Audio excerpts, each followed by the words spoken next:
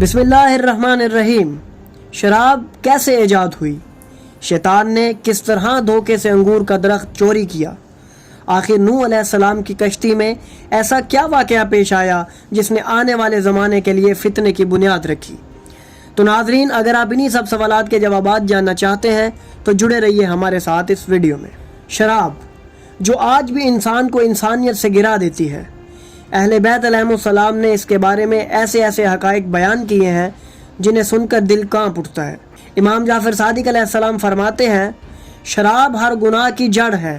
جو شراب پیتا ہے وہ زنا، قتل اور جھوٹ جیسے تمام گناہوں کے دروازے پر پہنچ جاتا ہے۔ امام محمد باقر علیہ السلام نے فرمایا، شراب عقل کو زائل کر دیتی ہے، اور جب عقل چلی جائے تو انسان حیوان سے بدتر ہو جاتا ہے۔ امیر المومنین علی علیہ السلام کا فرمان ہے، شراب حرام ہے کیونکہ یہ فتنہ ہے، فساد ہے اور شیطان کا ہتھیار ہے۔ ناظرین، آئیے جانتے ہیں کہ شراب کی ابتدا کیسے ہوئی اور اس کے پیچھے شیطان نے کیا خفیہ چال چلی۔ ناظرین، یہ واقعہ طوفان نوح کے بعد کا ہے، جب زمین پر ہر طرف سکوت تھا، پانی پیچھے ہٹ چکا تھا اور کشتی جودی پہاڑ پر ٹھہر چکی تھی۔ نوح علیہ السلام اور ان کے ماننے والے زمین پر دوبارہ زندگی کا آغاز کرنے کے لیے کشتی سے باہر نکلے۔ اللہ رب العزت کا حکم آیا کہ کشتی کے تختے اور میخیں زمین میں گاڑ دی جائیں تاکہ زمین انہیں قبول کرے اور ان میں سے نئی زندگی، نئی فصلیں پیدا ہوں۔ حضرت نوح علیہ السلام نے ایسا ہی کیا، سب تختے زمین پر نصب کر دیے، لیکن جب نظر دوڑائی تو ایک اہم شے غائب تھی، انگور کا درخت۔ حضرت نوح نے بارگاہ الہی میں عرض کی، اے میرے پروردگار، انگور کا درخت کہاں ہے؟ تب خداوند حکیم نے فرمایا، اے نوح، وہ درخت ابلیس کے پاس ہے۔ نوح نے ابلیس کو طلب کیا اور پوچھا، ملعون، انگور کا درخت کہاں ہے؟ ابلیس پہلے تو انکاری ہوا، لیکن جب نوح نے بتایا کہ یہ بات مجھے خدا نے بتائی ہے تو ابلیس نے کہکے لگانے شروع کر دیے اور کہا، ہاں، درخت میرے پاس ہے، مگر میں اسے ایک شرط پر واپس کر دوں گا۔ شرط یہ ہے کہ اس درخت کو سیراب کرنے کے لیے 1 پانی تم دو گے اور 3 میں دوں گا۔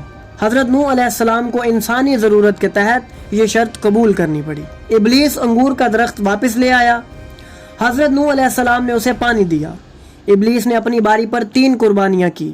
پہلی، ایک لومڑی کو ذبح کیا اور اس کا خون انگور کی جڑ میں ڈالا۔ پھر ایک شیر کو مارا اور اس کا خون بہایا، اور آخر میں ایک خنزیر کو ذبح کر کے اس کا خون بھی درخت کی جڑ میں انڈیلا۔ انگور کا درخت اگ آیا، لیکن اس کی جڑوں میں جو خون اتارا گیا تھا وہ اس کی فطرت میں گھل چکا تھا۔ پھر ابلیس نے کہا، دیکھو، اب یہ انگور انسان کو 3 شکلوں میں بدل دے گا۔ جب کوئی اسے تھوڑا پیے گا تو لومڑی کی طرح چلاک، چرب زبان اور چاپلوس بنے گا۔ جب کچھ اور پیے گا تو شیر کی مانند غرور، جھگڑا اور طاقت کا مظاہرہ کرے گا۔ تو جب کچھ زیادہ ہی پی لے گا تو خنزیر کی طرح بے غیرت، بے شعور اور بے خدا ہو جائے گا۔ وہ نہ اچھے برے کی پہچان کرے گا، نہ حلال و حرام کی تمیز رکھے گا۔ ناظرین، یہ وہ مقام تھا جہاں شراب کی فطرت کو شیطانی رنگ میں ڈھالا گیا۔ اس کا مقصد صرف نشہ ہی نہیں تھا، بلکہ انسان کی عقل، غیرت، شرافت اور انسانیت کو تباہ کرنا تھا۔ یہ سب ایک نبی کے زمانے میں ہوا، مگر وہ اس کے ذمہ دار نہ تھے، بلکہ یہ ابلیس کی چال تھی۔ ناظرین، شراب صرف ایک مشروب نہیں، یہ ایک روحانی جنگ کی علامت ہے۔ ایک طرف الہی پیغام اور عقل، اور دوسری طرف ابلیسی فریب اور خواہشات۔ حضرت نوح علیہ السلام نے ایک نبی کی حیثیت سے اپنے حصے کا پانی دیا تاکہ انسان اس نعمت کو استعمال کر سکے، لیکن ابلیس نے اپنی چالاکی سے اسے زہر میں بدل دیا۔ آج بھی وہی شراب دنیا کے بڑے مسائل، جرائم، حادثات اور گناہوں کی جڑ بنی ہوئی ہے۔ اہل بیت علیہم السلام وہ ہستیاں ہیں جن کے بارے میں رسول خدا نے فرمایا کہ میں علم کا شہر ہوں اور علی اس کا دروازہ۔ ان کے سینوں میں وہ راز محفوظ ہیں جو فرشتے بھی نہیں جانتے، جن کے علم کا احاطہ نہ زمین کر سکتی ہے نہ آسمان۔